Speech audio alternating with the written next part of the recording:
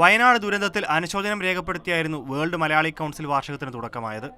വയനാട് അത്ര വലിയ ആഘാതമാണ് കേരളീയ മനസ്സിന് ഏൽപ്പിച്ചിരിക്കുന്നത്.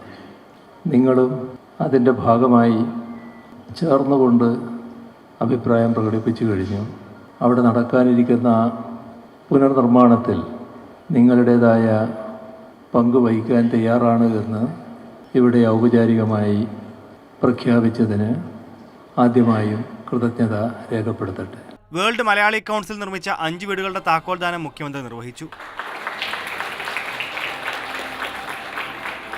വയനാട് ദുരന്തബാധിതർക്ക് 14 വീടുകൾ നിർമ്മിച്ചു നൽകുന്നതിനുള്ള സമ്മതപത്രം സംഘടനാ ഗ്ലോബൽ വൈസ് ചെയർമാൻ ഗോപാലപിള്ള മുഖ്യമന്ത്രിക്ക് കൈമാറി. World Malayali humanitarian golden London award പ്രവാസി വ്യവസായി ഗർഫർ മുഹമ്മദ് അലിക്കും സാഹിത്യ പുരസ്കാരം കവി പ്രഭാവർമ്മയ്ക്കും സമ്മാനിച്ചു.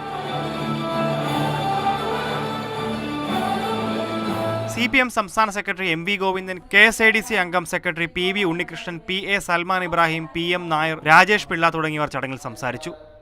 മാതൃഭൂമി ന്യൂസ്, തിരുവനന്തപുരം.